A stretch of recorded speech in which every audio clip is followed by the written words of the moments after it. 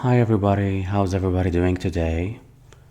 Today I came back to you to talk about narcissists and sociopaths and everything in between. Um, when we are talking about someone who is a sociopath, someone who has antisocial personality disorder, we are talking about someone who changes his character according to the person that is in front of him. So he's really not even there. Someone who has antisocial personality disorder, which is the sociopath, is someone who lacks empathy completely, or he has 2% of empathy, but it's really not that type of empathy that you would see in a healthy individual.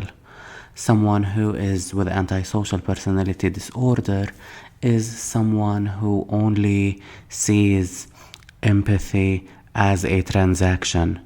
If you love me, I love you back. If you like me, I like you. If you do me a favor, if you do something for me, then I will do something for you in return. Someone who's antisocial will create a fake persona to match what it is that you are looking to see. If you like someone who is outgoing, the sociopath will become someone who's outgoing. If you like someone who is bubbly, funny, charismatic, the sociopath will become that. But it is really all an illusion. There is no one really there. Beneath all of this acting, no one exists. Someone who is a sociopath can change their character according to the characteristics that you are looking to see, because he himself or she herself does not exist. Beneath the acting, there is someone who really does not look like a regular human being. He looks really different. He looks like, if I would give an example of someone who is a sociopath, a sociopath looks like an empty paper. An empty paper that has nothing written on it. And I do make this compare and contrast, and I do offer this simile because someone who is antisocial, the sociopath, his real character doesn't have layers and dimensions to it. It does not exist. It is like a book. One side of the book has words written on it, which makes the book has depth and character, and the other half of the book is a side that has nothing written on it. So those pages are really empty. They are pages, they do exist, but there is nothing written on those pages.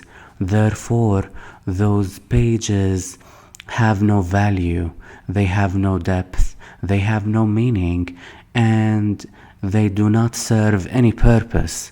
They exist merely for the simple fact that they exist, but they don't do anything. They do not serve any purpose. They are empty, and they are waiting for someone to write on them because they are empty and they need to be filled. And the sociopath is someone who is like an empty paper. There is no real character there. There is no one there. And this sociopath is waiting for a healthy individual. He's waiting for anybody really to make him exist, to make him become a somebody.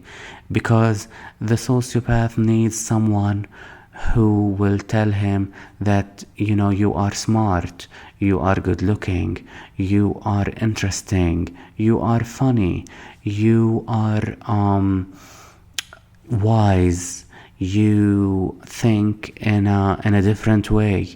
He needs someone, the sociopath needs someone to offer him a character, because he needs constant reflection from an outside source. And this is the narcissistic supply, really. I mean, this is the attention that the sociopath needs in order to become a somebody, because he doesn't exist.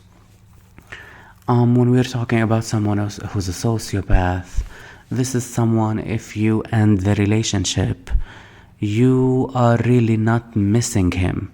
You are missing the fake persona that the sociopath created. You're not missing the individual, because the individual never really existed.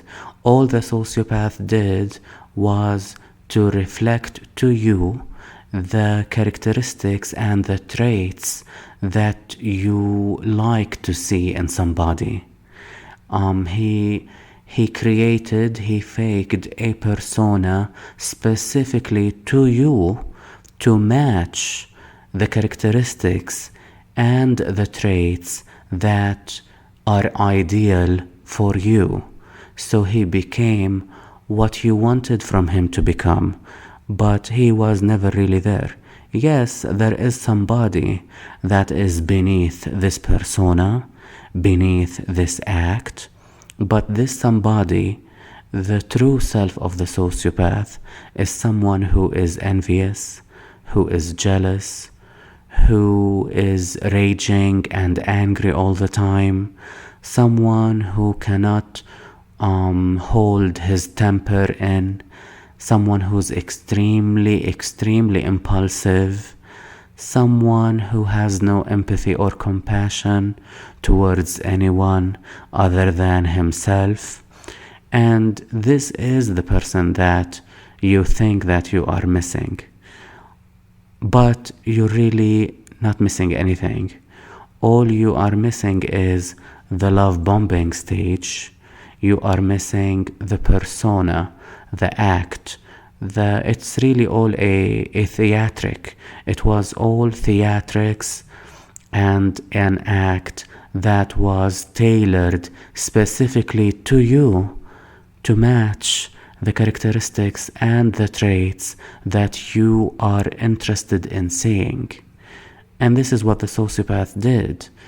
Is the sociopath someone who is extremely intelligent? Yes, we can say that someone who is a high-functioning sociopath is not extremely intelligent, but he is someone who is intelligent, because he is intelligent enough to know that changing his persona according to the characteristics and traits that you are interested in seeing will get him what he wants. But the sociopath cannot keep the act for the rest of his life. The mask will eventually slip. And no matter how long the sociopath will act, he may be able to act a year, 2 years, but at some point, the real self, the true self of the sociopath will come out, and you will see him for who he really is.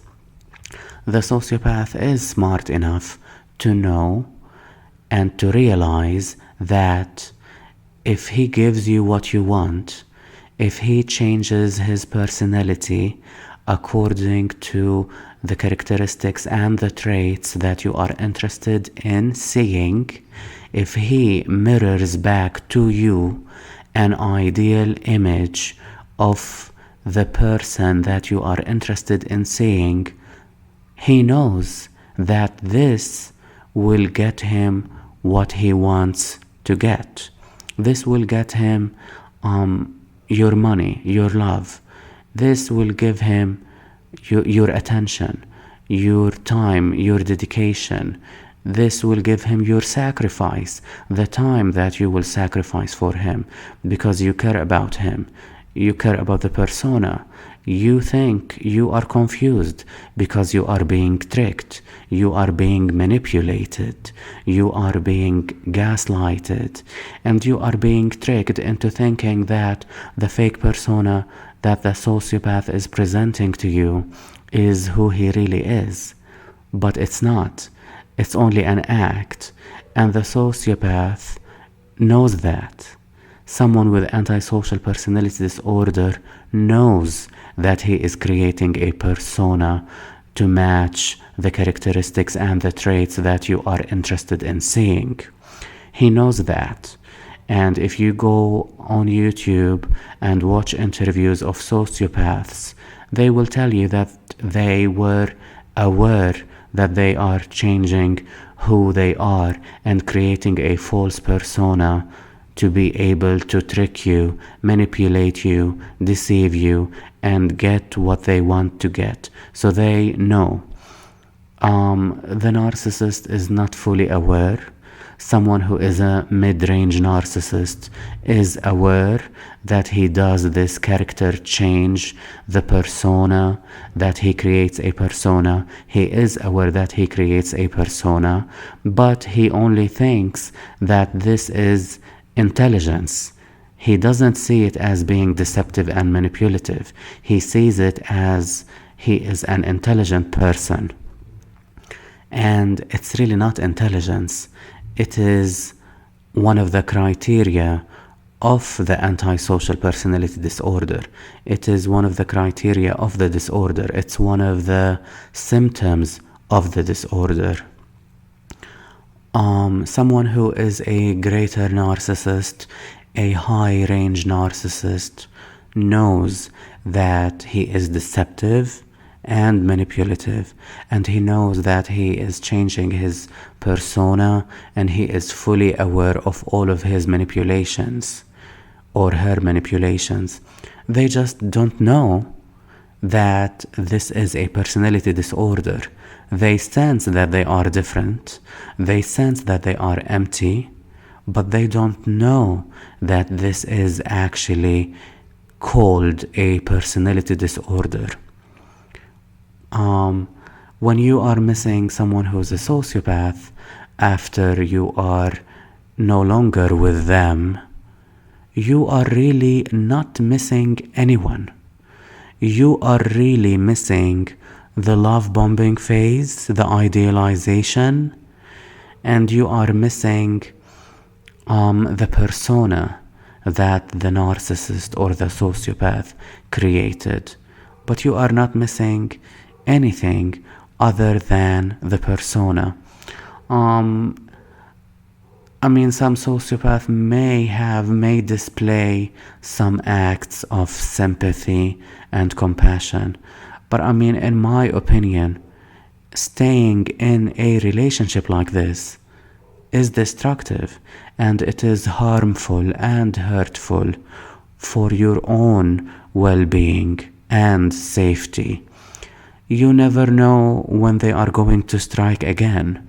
You will always be looking over your shoulder, trying to protect yourself, and you really don't know what is going to happen, when is it going to take place, and you never know when they will strike back. You're living and you're walking and living on eggshells, and this will produce high levels of stress and anxiety in you as the person who is entangled or in touch or in contact with someone who has narcissistic personality disorder or antisocial personality disorder, aka the sociopath. This will damage your health, both on a psychological and on a physical level. It is really harmful. I know this because I have been in this type of experience before, and I know this. So all you need to do is really put things in perspective and understand that you really need to think about yourself first, because you're really trying to protect yourself, and you need to love yourself more than you can love anybody else, because at the end of the day, when you are unhealthy and on your bed being ill, you may not find anyone to take care of you, and you may not find the sociopath that you invested so much time and energy in the relationship. You will not find the sociopath to take care of you. He will be away tricking and manipulating other people. So you really need to just think about yourself when it comes to this point, and just really just really stop being going back and forth and engaging with a disordered individual. And you can really give yourself the excuse that you are engaging and dealing with someone who is harming you, who is hurting you, who is draining your energy, and you just gotta move away. You've got to move away, and you've got to move on. So I just wanted to say that, because these are some of the thoughts that I was thinking about, and I just wanted to come here and tell it to you guys, because also when I have ideas like that, I like to just talk about them and put them out there, and to raise awareness. This will really help raising awareness about those personality disorders, and you will learn more, and this is good for you, because these are the things that they do not teach you at school, college, university, or when you're having your master's degree or PhD. This is like, I really feel like these are the hidden truths. These are hidden truths of the society that we live in, that we have lived in, that we live in, and that we will continue to live in. So it's very important for you to arm yourself with this type of information, and to really understand that these disorders are genetic, and they do exist, and they are also activated through abuse. When someone is genetically predispositioned to having the disorder, and they get abused psychologically, emotionally, or physically, they will become a person who has a personality disorder. So for now, thank you for listening, and I wish you a happy day and a happy life. Thank you, and bye bye.